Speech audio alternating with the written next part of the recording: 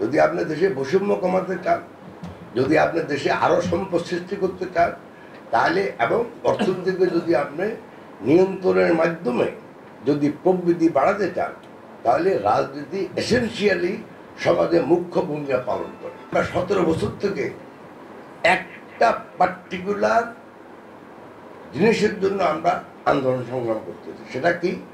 আমরা চাই BNP age উদার গণতান্ত্রিক রাজনৈতিক দল হিসেবে আমরা চাই দেশে একটা গণতান্ত্রিক সরকার। গণতান্ত্রিক সরকার একমাত্র প্রতিষ্ঠা হতে পারে একটা অবাধ, সুষ্ঠু, গ্রহণযোগ্য নির্বাচনের মাধ্যমে।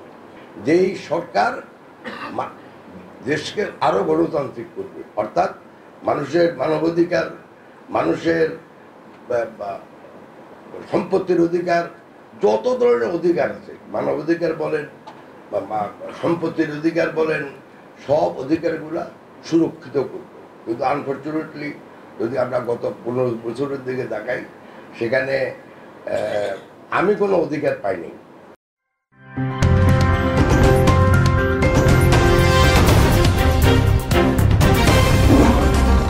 Voice of Tiger.